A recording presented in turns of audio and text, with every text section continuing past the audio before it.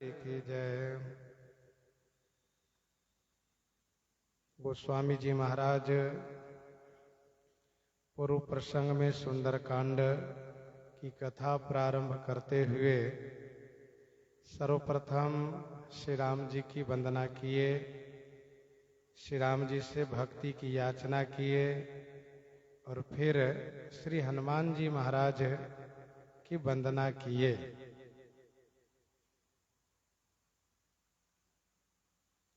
श्री हनुमान जी की वंदना करने के बाद कथा प्रारंभ करते हुए यह चौपाई प्रस्तुत किए।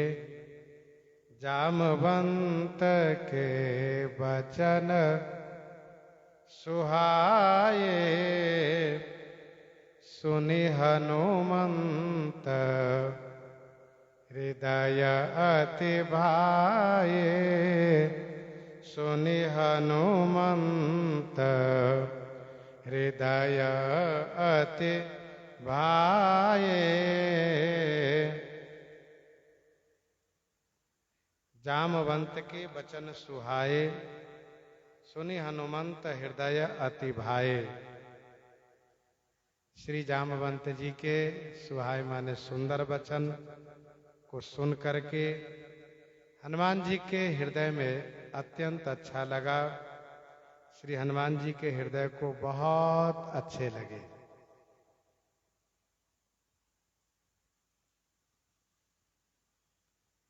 गोस्वामी जी ने बालकांड में एक चौपाई लिखा है। सप्त प्रबंध सुभग सोपाना, सप्त प्रबंध सुभग सोपाना, ज्ञान नयन निरखत मन माना।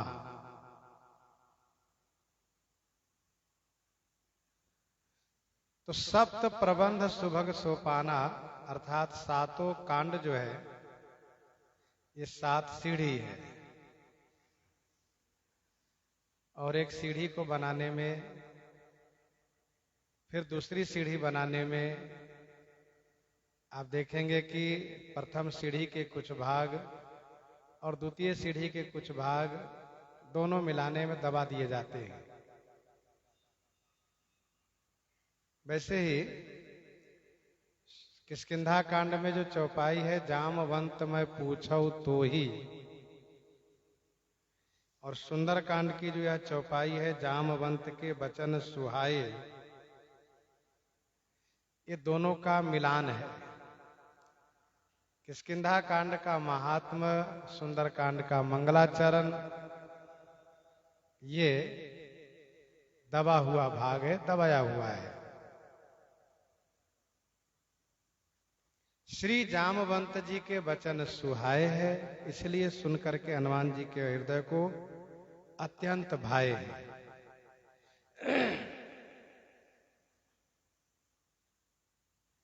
यहां पर असुहाए, सुहाए और अति सुहाए 3 भाग में देखना चाहिए। असुहाए जैसे कि कहे ऋक्षपति सुनु हनुमाना, काचुप साधी रहो बलवाना, पवन तनय बल पवन समाना, बुद्धि विवेक विज्ञान निधाना, कवन सुकाज कठिन जग माही, जो नहीं होई तात तुम पाही। यह है असुहाय जो हनुमान जी को अनभाए। अब असुहाय और अनभाए क्यों? तो इसलिए कि इसमें हनुमान जी की प्रशंसा जामवंत जी ने की है, इसलिए श्री हनुमान जी को अच्छा नहीं लगा। अपनी प्रशंसात्मक वचन असुहाय है, इसलिए हनुमान जी को अनभाए। सुहाय वचन कौन है? कहा सुहाय वचन है, राम काज लगी तब अवतारा, राम काज लगी तब अवतारा, सुनत ही भयउ पर्वता कारा, ये वचन भाए है। सुहाय है इसलिए हनुमान जी को भाए है। और अति सुहाय वचन जो हनुमान जी को अति भाए, वो अति सुहाय कौन सा वचन है?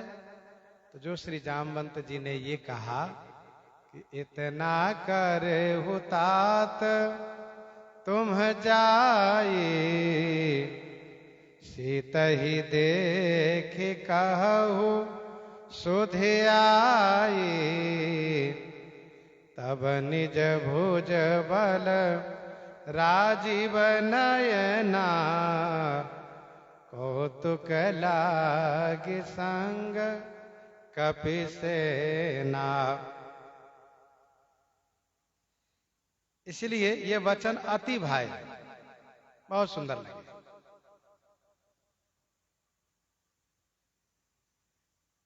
अथवा तो यूं कहिए कि श्री जामवंत जी के वचन और सभी बंदरों को भाए, भाए माने अच्छे लगे, और श्री हनुमान जी को अति भाए।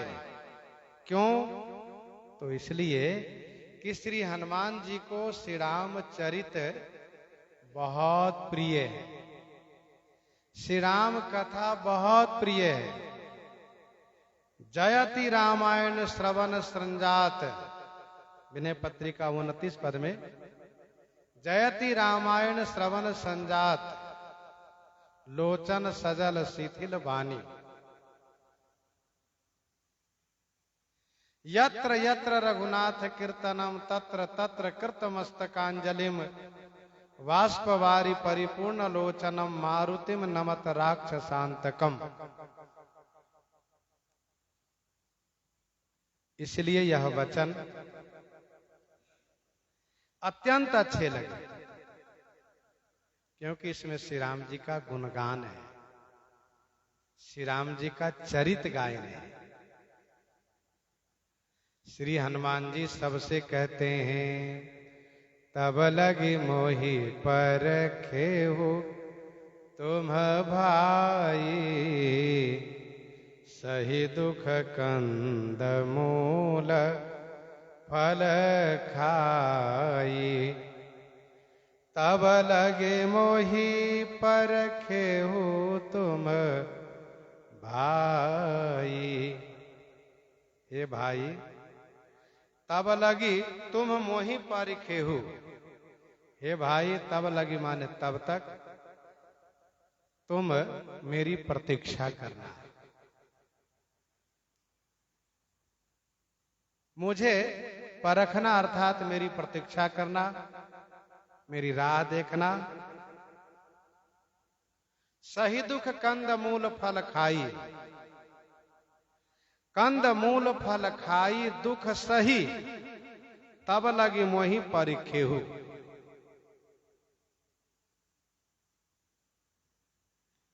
श्री हनुमान जी अपने साथ वाले सभी वानर वीरों से कह रहे हैं कि हे भाई, मैं मानता हूं कि मेरे चले जाने पर आप लोगों को मेरा वियोग दुख होगा,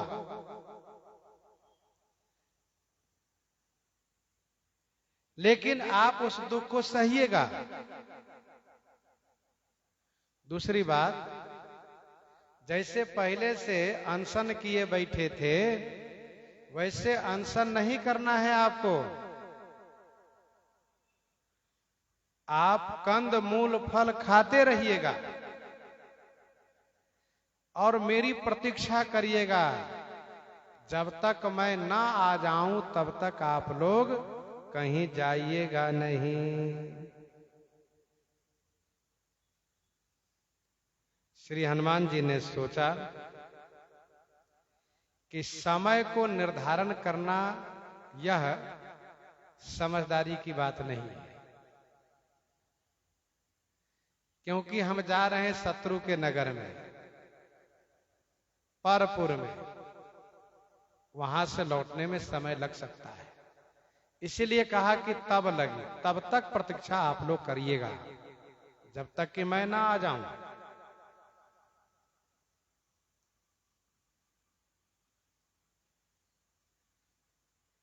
दूसरी बात यह है कि श्री हनुमान जी सोचते हैं कहीं ये लोग भाग गए, फिर ढूंढे मिलेंगे नहीं। सुग्रीव के भय से कोई आना चाहेंगे नहीं, कोई मिलेंगे नहीं। इसीलिए कहा कि आप लोग कहीं जाइएगा नहीं।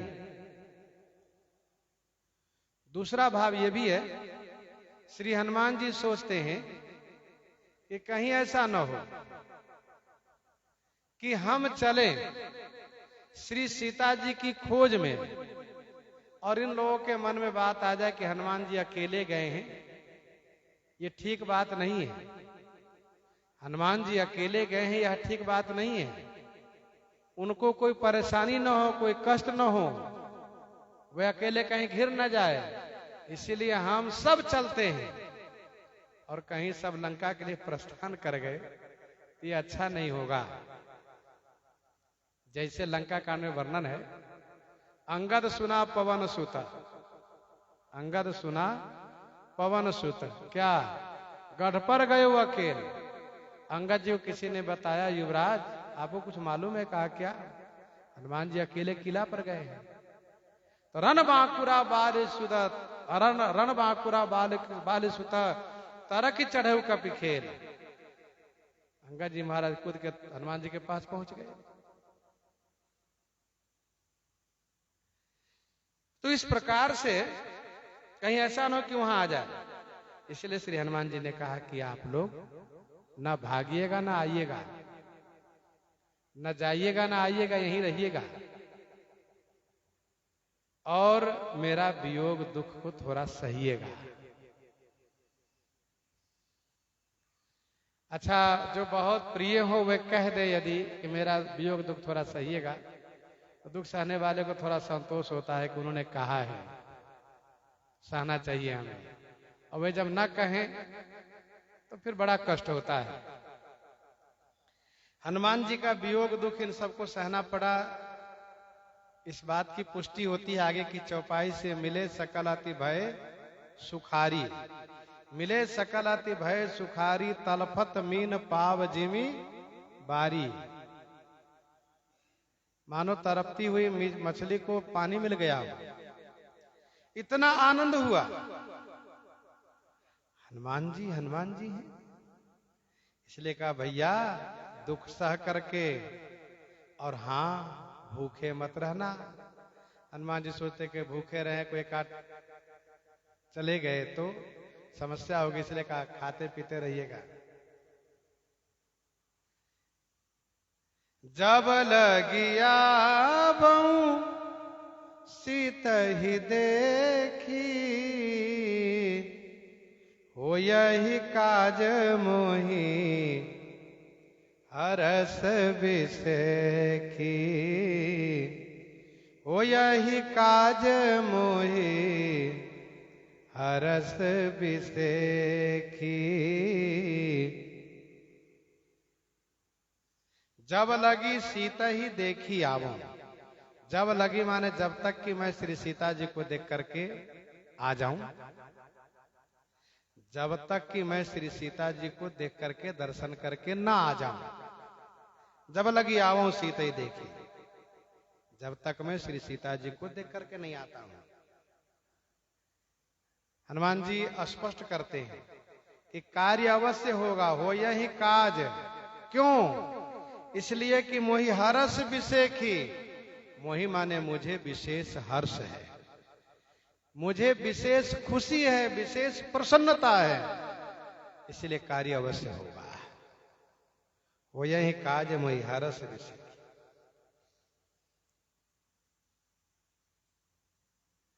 हनुमान जी महाराज उस घटना से परिचित हैं। बाली ने ये कहा था कि एक पखवाड़े तक, एक पक्ष तक मेरी प्रतीक्षा करना सुग्रीव, नहीं आऊं तो समझ लेना कि मैं मारा गया। और सुग्रीव 1 महीने तक रह करके वापस आए, फिर भी बाली जब उसे मार कर आए तो इनको अपना शत्रु मान लिए। इसीलिए इन्होंने कहा कि मैं समय निर्धारित नहीं करता हूं, तब तक आप यहीं रहिएगा जब तक कि मैं ना आ जाऊं।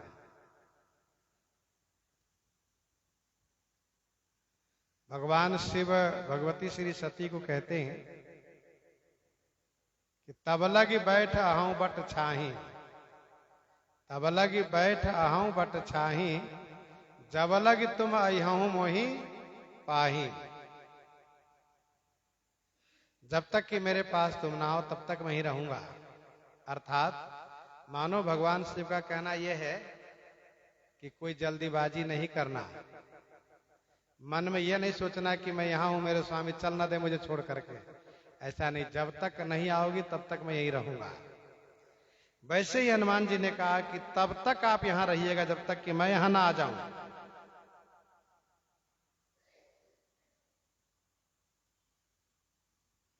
वो यही काज मोहि हरस विषेखी,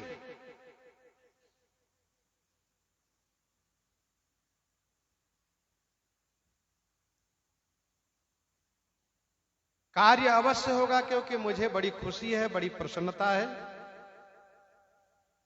हनुमान जी महाराज निश्चय कर दिए कि कार्य होगा। पहले श्री सीता जी की खोज कर रहे थे। सीता सुधि पूछे हो सब काहू, यहाँ न सुधि सीता के पाई, हम सीता के सुधि लीन्हे बिना। और जब से संपाति जी ने कहा है कि गिरि त्रिकूट परवश लंका, तहाँ रह रावण सहजा शंका, तहाँ शोक उपवन जा रहाई, सीता बैठ सोच रता है। तब से अब सुधि वाली बात नहीं, अब दर्शन वाली बात आ गई। इतना करे हो तात तुम जाई, सीता ही देखी कहो सुधि है। अब दर्शन की बात है। देखी चाहूं जानकी माता, दर्शन की बात है। तब हनुमंत कहा सुन भ्राता। तो श्री हनुमान जी ने कहा कि मैं अवश्य दर्शन करके आऊंगा। अस कही नाई सबनि कह माथा, चले ओ हरसिए धरि रघुनाथा। अस कहे नाई सबनि कह माथा, चले ओ हरसिए धरि रघुनाथा। अस कही नाई सबनि कहूं माथा। यह है हनुमान जी महाराज की विनम्रता। अस कही सबन ही कह माथा नाई, ऐसा कह करके सभी को मस्तक नवाए, प्रणाम किए। और रघुनाथा हिये धरि हरसी चले। श्री रघुनाथ जी को हृदय में धारण करके हरसी चले माने खुश होकर के चल दिए। अस कही नाई सबन ही कह माथा, चले हरस हिये धरि रघुनाथा।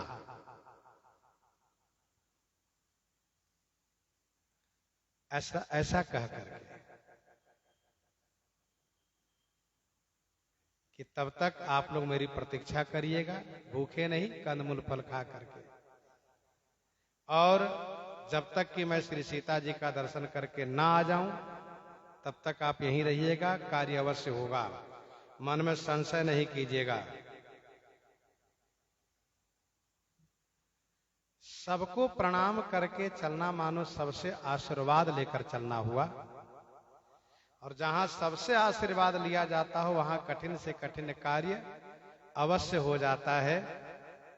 अस कही चले उस सबन सिरुनाई, सुमन धनुष कर सहित सहाई, कामदेव विजयी होता है।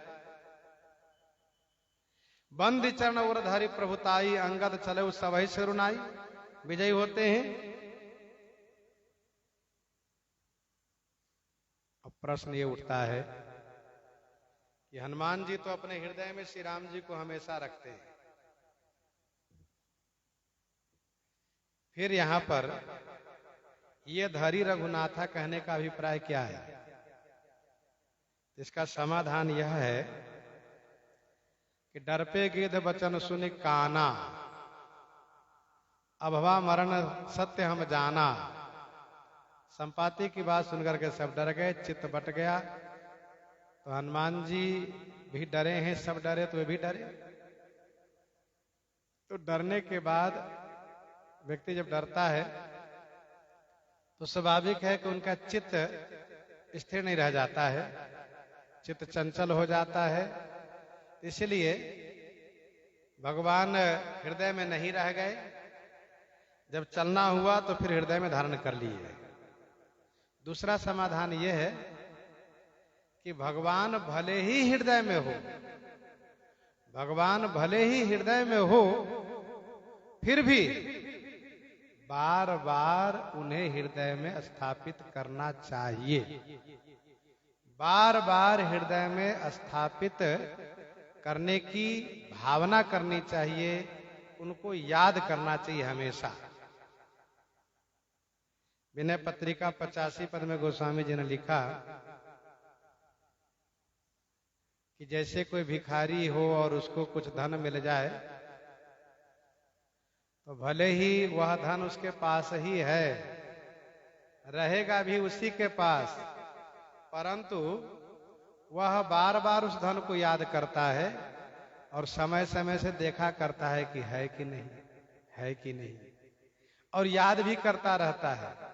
बाबा ने कहा कि सुनुसठ सदा रंक के धन ज्यों, सुनुसठ सदा रंक के धन ज्यों, छिन छिन प्रभु ही संभारहि। सुनुसठ सदा रंक के धन ज्यों, छिन छिन प्रभु ही संभारहि। छन छन प्रभु को स्मरण करो, याद करो। चले हर सिहिय धरि रघुनाथा, सिंधु तीर एक भूधर सुंदर, कौतुक कूदे चढ़े उताओ पर। हनुमान जी यहां से चले, पहुंच गए कहां? सिंधु तीर एक भूधर सुंदर, समुद्र के किनारे, समुद्र के तीर पर एक सुंदर पर्वत है। कौतुक कूद चढ़े ता ऊपर, ता ऊपर कौतुक कूद चढ़े, ता ऊपर माने उस पर्वत पर, कौतुक माने खेल ही खेल में कूद करके चढ़ गए हनुमान जी महाराज। सिंधु तीर एक भूधर सुंदर, कौतुक कूद चढ़े ता ऊपर। समुद्र के किनारे एक बड़ा सुंदर पर्वत है। इस पर्वत का नाम क्या है, इस पर संतों ने अपना अपना विचार अलग अलग रखा। इसलिए बाबा ने कहा कि भैया हो, एक सुंदर पर्वत है, अब चाहे जो नाम हो, है वो सुंदर है। बढ़िया वृक्ष लता पता पौधों से भरा हुआ सुंदर पर्वत है। वैसे नाम इसका महेंद्राचल है, और लोगों ने अलग अलग नाम कहा, महेंद्राचल इसको कहा जा रहा है। हनुमान जी महाराज खेल ही खेल में उसके ऊपर चढ़ गए। श्रीमद् वाल्मीकि रामायण में इस पर्वत की बड़ी व्याख्या की गई है।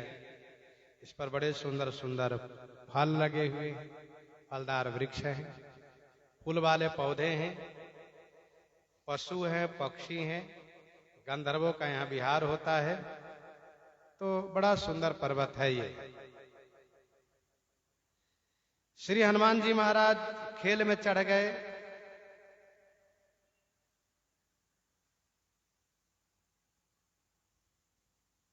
तापर धाई चढ़ो भय त्यागे। हनुमान जी महाराज श्री राम जी की मुद्रिका प्राप्त किए हुए हैं, श्री राम जी की कृपा पाए हुए हैं, इसलिए कहीं भी डरते नहीं, घबराते नहीं हैं। अब हनुमान जी महाराज बार बार रघुबीर संभारी तरके उपवन तनय बल भारी बार बार रघुबीर संभारी तरके उपवन तनय बल भारी। बार बार रघुवीर संभारी, बार बार रघुवीर को संभारी माने याद किया, स्मरण किए, और भारी बल से पवन तनय तरक्यो, भारी बल से पवन तनय श्री हनुमान जी महाराज तरक्यो माने कूद गए, छलांग लगा दिए। बार बार रघुवीर संभारी, बार बार रघुवीर को याद किए, खूब याद किया। संभारे श्री रघुवीर धीर पचारी कपिरावन हनु। श्री रघुवीर माने वीरता युक्त, वीर श्रेष्ठ, त्याग वीरो, दया वीरो, विद्या वीरो, विचक्षण, पराक्रम महावीरो, धर्म वीरो, सदा स्वतः, पंचवीरा समाख्यात राम एव स पंचधा, रघुवीर इति ख्यात सर्ववीरोपलक्षणम। सारी वीरताओं से संपन्न है। इसलिए जब कोई व्यक्ति श्री राम को स्मरण करता है तो उनमें वीरत्व जागृत होता है। वीरत्व, सामर्थ्य, शक्ति जागृत होती है। रघुवीर को याद करने से वीरता जागृत होती है। श्री हनुमान जी महाराज भारी बल से उस पर्वत से छलांग लगा दिए। जिस पर्वत से छलांग लगा रहे हैं यह पर्वत 11 योजन ऊंचा है। इतना ऊंचा यह पर्वत है। श्रीमद् वाल्मीकि रामायण वर्णन है, जब हनुमान जी महाराज चले हैं तो उस पर्वत से तमाम वृक्ष आदि उखड़ करके उनके पीछे पीछे बहुत दूर तक चलते गए, फिर नीचे गिर गए। आज भी जब हेलीकॉप्टर उतरता है व उड़ता हो, जहां तक जहाज की बात है, जहाज तो सब जगह उतारा नहीं जाता है, उसके लिए अलग वैसा प्रबंधन किया जाता है।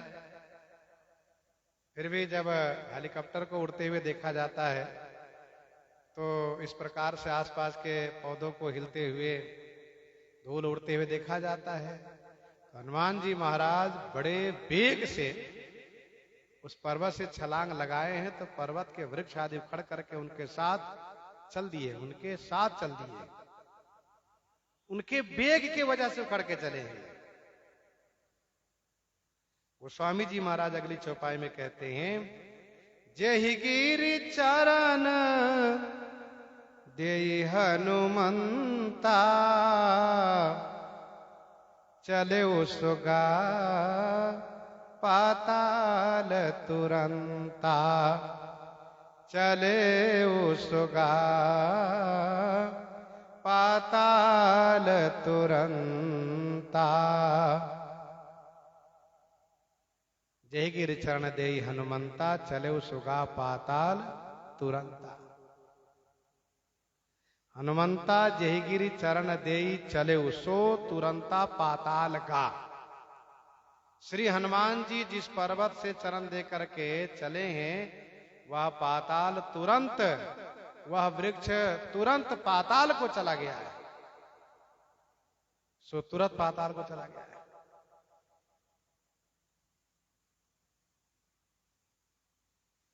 कुछ लोगों ने कहा कि जिस पर्वत पर हनुमान जी पैर रखते थे वो तुरंत पाताल को चला जाता था।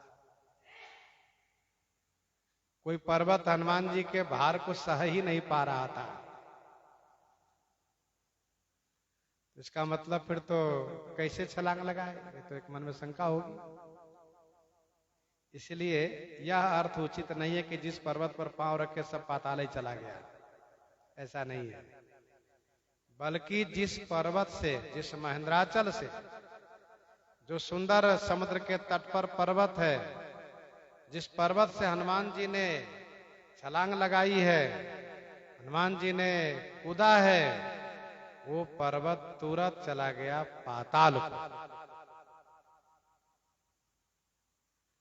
श्री हनुमान जी ने अपने साथियों से कहा था कि सही दुख कंद मूल फल खाई, लेकिन पानी कहाँ पिएंगे ये तो बताया नहीं था। तो श्री हनुमान जी इन सबको पानी पीने का प्रबंधन भी कर दिए। कहिए कैसे? तो जैसे किसी भरा हुआ पात्र में, किसी भरा हुआ जल के पात्र में कोई वजनदार वस्तु आप डालेंगे तो एकदम से नीचे जाएगा तो पानी बाहर निकल जाएगा उस पात्र का। वैसे ही हनुमान जी महाराज ने जैसे उस पर्वत पर से छलांग लगाने के लिए दबाया है इस पर्वत को, स्वाभाविक है कूदने वाला व्यक्ति पहले अपना वह शरीर जो है उस शरीर को संतुलित करता है और वहां पर एक अपना वो बनाता है कूदने का जो एक स्वरूप होता है वो बनाता है और बना करके फिर कूदता है। कवितावली किष्किंधा कांड प्रथम पद में गोस्वामी जी ने लिखा है कि श्री हनुमान जी ने जब उस पर्वत को दबाया है कूदने के लिए तो वह 11 योजन नहीं रह गया, वो नीचे की ओर दबता चला आया, दबता चला आया। और हनुमान जी ने जब छलांग लगाई है तो वह पर्वत एकदम से नीचे चला गया, धाम से नीचे, धराम से नीचे जाकर के ऊपर आया है। तो उससे क्या हुआ? तुलसी रसातल को निकसी सलील आयो, तुलसी रसातल को निकसी सलील आयो, रसातल का मीठा जल निकल आया, जिससे साथ वालों को पानी पीने के लिए भी व्यवस्था हो गई।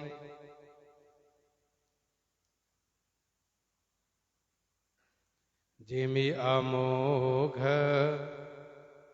रघुपति करबाना, यही भांति चले ओ हनुमाना, यही भांति चले ओ हनुमाना, जिमि अमोघ रघुपति करबाना, यही भांति चले ओ हनुमाना। जिमि माने जैसे, रघुपति कर बाना अमोघ, जैसे श्री रघुनाथ जी का बाण अमोघ है, अच्युत है, वैसे ही हनुमान जी महाराज चले हैं जो अमोघ हैं, अच्युत है।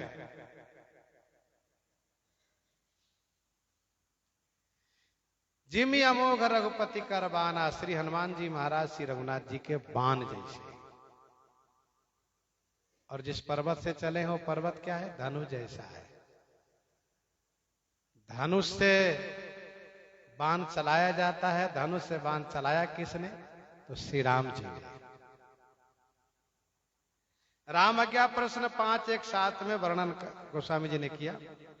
रामज्ञा प्रश्न 5:1-7 में हरस सुमन बरसत विबुध, देवता बड़े प्रसन्न है। गोस्वामी जी ने वहां लिखा कि श्री राम जी के प्रताप रूपी जहाज पर, प्रताप रूपी जहाज पर बैठ करके श्री हनुमान जी चल रहे हैं। यह हनुमान है। जैसे इन्होंने वज्र के मान को मर्दन किया था वैसे लंका में सबके मान को मर्दन कर देंगे। गोस्वामी जी ने किसी और के बाण से हनुमान जी को उपमित नहीं किया। क्यों?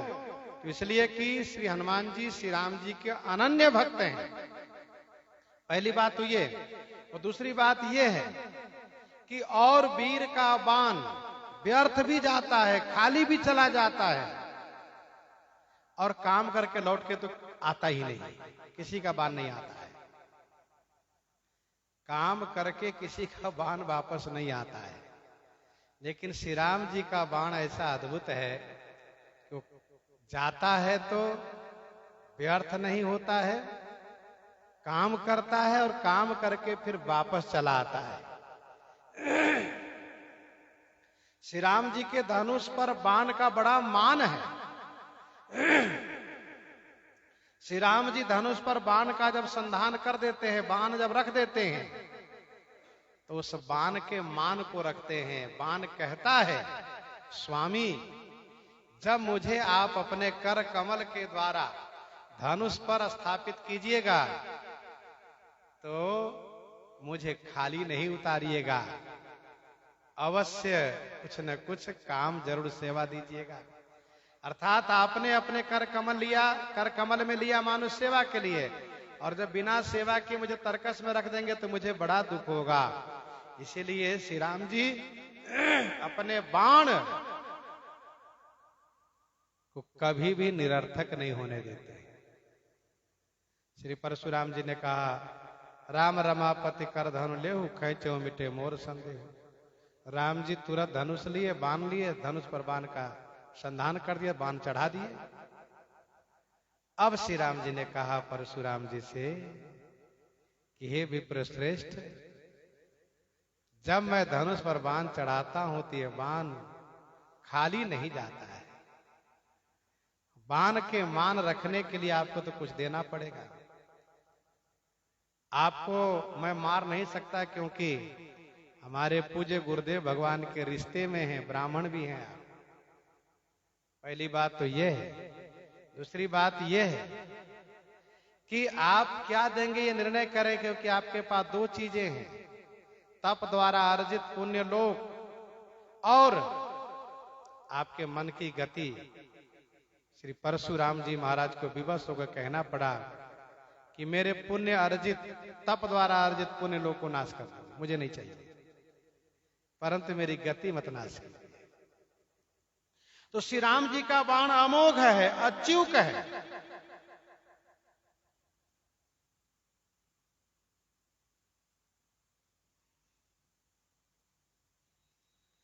जिम अमोघ रघुपति करवाना,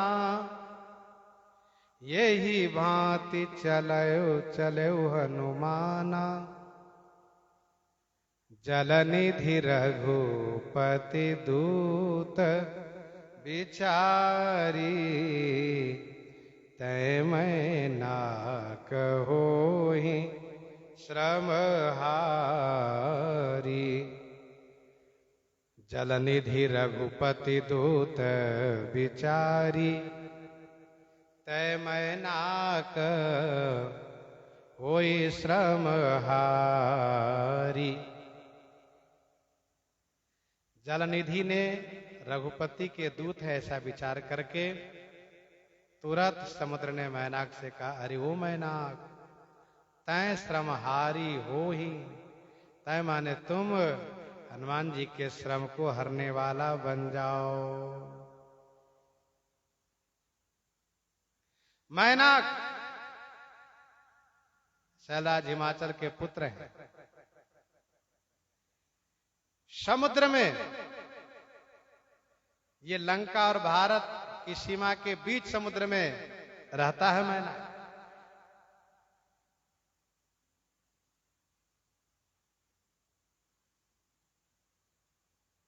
संतान की सेवा से पिता के ऋण से उऋण हुआ जा सकता है।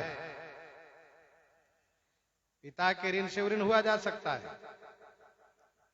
मानो समुद्र ने कहा, अरे ओ मैनाक, तुम्हारे ऊपर पवन का ऋण है, क्योंकि जब देवराज इंद्र सबके पंख काट रहे थे तब तुमने पवन देव से कहा, हे देवता मुझे कहीं छुपा लो, नहीं तो इंद्र मेरा पंख काट लेगा।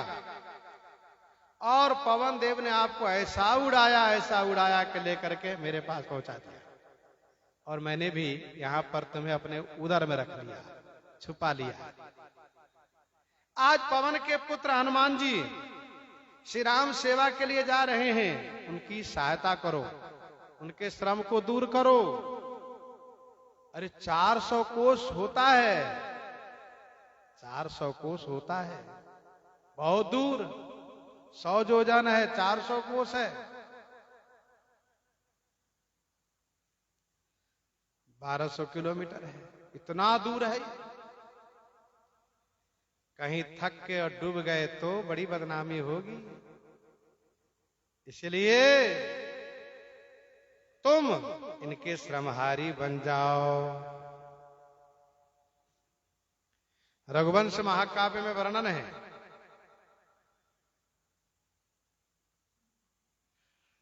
दिलीप जी महाराज को पुत्र नहीं हो रहा था, तो गुरु जी से कहा, गुरुदेव कृपा करें मुझे पुत्र हो। उन्होंने कहा कि तुम नंदनी की सेवा करो, क्योंकि तुमसे कामधेनु का अपराध हो गया है, कामधेनु रुष्ट हैं, इसलिए नंदनी की सेवा करो। अब अपराध कैसे बना?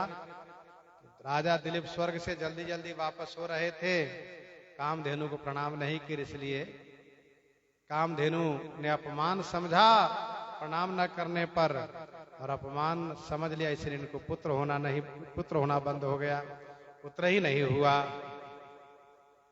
तो श्री गुरु वशिष्ठ जी ने कहा कि नंदनी की सेवा करो, और उन्होंने सेवा की। सेवा के प्रभाव से रघु जी जैसे पुत्र प्राप्त हुए। जलनिधि रघुपति दूत विचारी, तय मैनाक हो ही श्रमहारी। प्रश्न ये उठता है कि श्री राम जी 3 दिन तक बैठे रह गए, श्री राम जी 3 दिन तक बैठे रह गए, फिर भी कोई फर्क नहीं पड़ा समुद्र को, मानो उनके कान तक कोई आवाज ही नहीं गई। और श्री हनुमान जी महाराज जैसे चले वैसे समुद्र को बड़ी चिंता हो गई। ऐसा क्यों? स्वामी से निश्चिंत, सेवक से भयभीत, सेवक से डरे, वैसा क्यों? इसका समाधान यह है कि भगवान से सुलभ भगवान के भक्त का मार्ग हुआ करता है। भगवान से सुलभ भगवान के भक्त का मार्ग हुआ करता है। किए जाहि छाया जलद सुखद बहई बरबात, तस्मग भयो न राम कहां जसभा भरत ही जात। दूसरा इसका समाधान ये है कि जो अपना तड़क भड़क दिखाता है उससे लोग डरते हैं, और जो सीधे सीधे हो, हाथ पांव जोड़े तो लोग कहते रहे तो ऐसे ही है। कतो सुधायु तेवर दोषी। हनुमान जी महाराज सागर किनारे क्या कहने लगे? लीला ही नागहूं जलनिधि खारा, खेल में लांघूंगा, सहित सहाय रावण ही मारी, आनो यहां त्रिकूट उपारी। समुद्र डर गए। जो समुद्र को खेल में लांघने की बात कर रहा है, जन्म लेते ही सूर्य को निगल गया था। जो रावण को सहायकों के सहित मारने का दावा करता है, जो इतना बड़ा विशालकाय शरीर है, और कहीं थक करके समुद्र में डूबने लगा तो कहीं मेरे ऊपर रोष प्रकट कर दिए तो हम तो कहीं के नहीं रहेंगे। इसलिए डर गए समुद्र।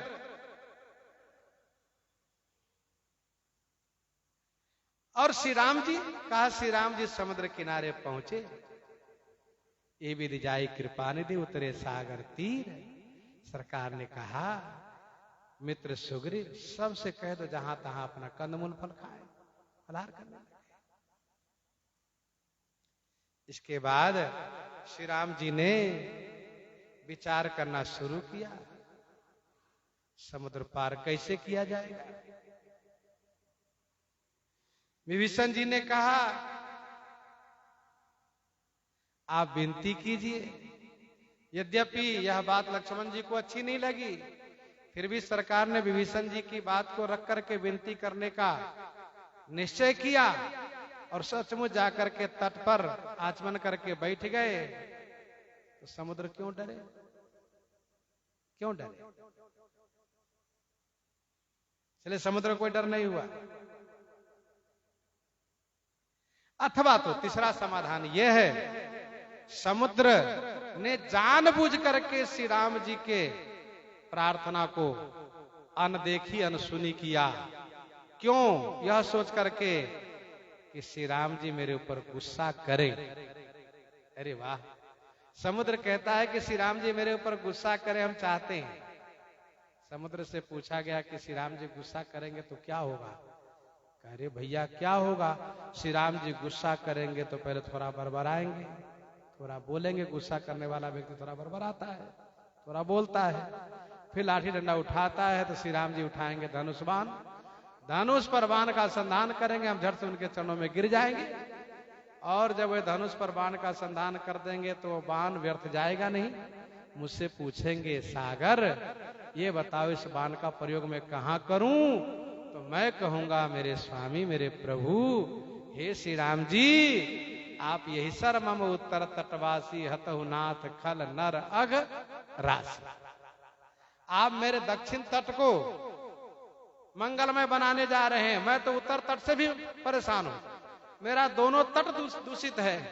इसलिए इस बाण से उत्तर तट को मंगलमय कीजिए, फिर आप जाकर के दक्षिण तट को स्वच्छ कीजिए, पवित्र कीजिए। इसलिए समुद्र जानबूझ करके अनसुनी अनदेखी कर दी। जलनिधि रघुपति दूत विचारी, तय मैनाक होहि श्रमहारी। समुद्र ने मैनाक से कहा, मैनाक ने श्री हनुमान जी से कहा, और हनुमान जी महाराज ने हनुमान ते ही परसा। कर पुनि कीन प्रणाम, राम काज कीन्हे बिना, मोहि कहाँ विश्राम, मोहि कहाँ विश्राम। हनुमान जी महाराज स्पष्ट कर दिए कि श्री राम कार्य के बिना मुझे कोई विश्राम नहीं, कोई थकान नहीं। मैं श्री राम कार्य करके ही विश्राम करूंगा। इसलिए मैं विश्राम इस पर्वत पर आप पर नहीं कर सकता हूं। हाथ से स्पर्श करते हैं, पुनः प्रणाम करते हैं। इस दोहे में और भी कुछ बातें हैं, कुछ भाव है, जिसका श्रवण हम लोग आगे करेंगे। प्रसंग को यहीं पर हृदयांगम करते हुए आइए श्रवण करते हैं कुछ 2-4 दोहावली में से दोहा।